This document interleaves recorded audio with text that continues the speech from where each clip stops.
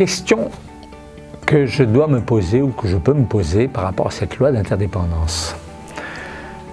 La première, c'est: suis-je vraiment conscient de cette grande interdépendance dans le visible et dans l'invisible qui nous relie, chacun, nous pris individuellement, à une communauté et au monde entier, même à l'univers. Quand je dis même à l'univers, ça veut dire que nous sommes, comme on dit, nous sommes des poussières d'étoiles, c'est-à-dire il y a au moins 2 générations dans l'univers qui sont mortes avant la génération des étoiles actuelles, et c'est à ces 2 générations d'étoiles éteintes que nous devons de vivre, car elles ont fabriqué les atomes lourds, ce qu'on appelle la nucléosynthèse. Elles ont fabriqué les éléments chimiques nécessaires à la vie, notamment le carbone. Voilà, ça va même jusque-là. C'est-à-dire nous sommes véritablement bénéficiaires d'une interdépendance même cosmique. Nous sommes des poussières d'étoiles, c'est bon de se le rappeler. Nous sommes produits par des générations et des générations de nos ancêtres. Nous sommes interdépendants de tellement de choses. Est-ce que nous sommes conscients de cela? C'est quelque chose que moi je m'entraîne, j'essaye de m'entraîner à faire de temps en temps, marquer une pause, essayer de se souvenir de tout ça, de penser un petit peu à tout ce que nous devons à tout le monde. Voilà. Et encore une fois que nous prenons conscience à quel point nous sommes redevables du fait d'exister, de notre fait d'exister, de tant de personnes, de tant de choses, se dire et qu'est-ce que je fais en retour, qu'est-ce que j'apporte aux autres? Voilà, ça c'est le premier point. Qu'est-ce que je fais pour rendre le monde meilleur, par exemple?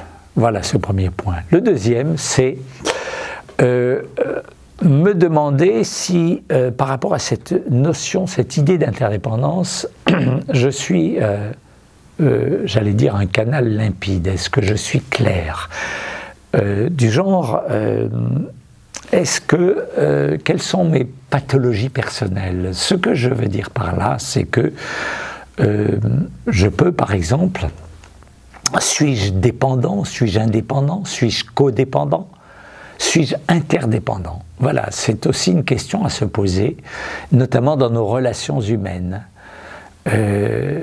Ça va au cœur de notre façon de traiter avec les autres. Quelle image me renvoient les autres? Est-ce que je suis une personnalité abusive? Est-ce que je suis une présence absente?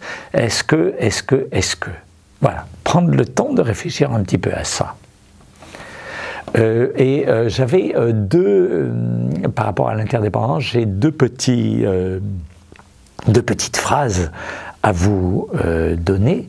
La première, c'est celle d'une auteure américaine qui s'appelle Susan Jeffers, qui a cette magnifique phrase qui dit que notre vie n'est pas une possession à défendre, mais un don à partager.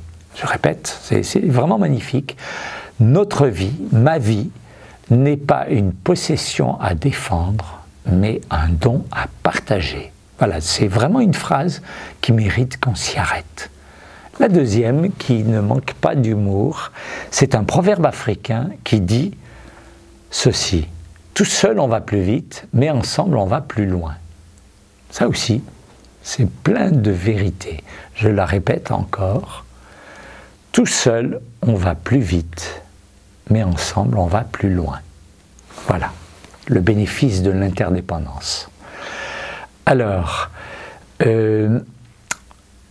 donc, posons-nous la question, sommes-nous dépendants, indépendants, codépendants ou interdépendants? Notamment, avons-nous des schémas comportementaux pervers qui peuvent être, par exemple, nous sommes dominateurs, possessifs, manipulateurs, nous sommes l'éternelle victime, nous sommes jaloux, nous avons un complexe d'abandon et ainsi de suite. Voilà, un peu d'introspection pour essayer d'assainir j'allais dire, nos défauts de fonctionnement et rassurons-nous, nous en avons tous. Voilà. Alors, et ceci renvoie toujours à des peurs, ceci renvoie à notre vécu. Donc, pour nous guérir de ces pathologies comportementales, une bonne question, c'est se dire quelles sont mes peurs. Voilà, prendre le temps de faire ce petit travail d'introspection. Dernier point, c'est qu'aujourd'hui dans nos sociétés, nous sommes de plus en plus dans un mode de fonctionnement avec les autres qui est de nature virtuelle, les réseaux sociaux, nos tablettes et autres écrans. Et donc l'interdépendance telle que nous la vivons est de plus en plus sur un mode virtuel.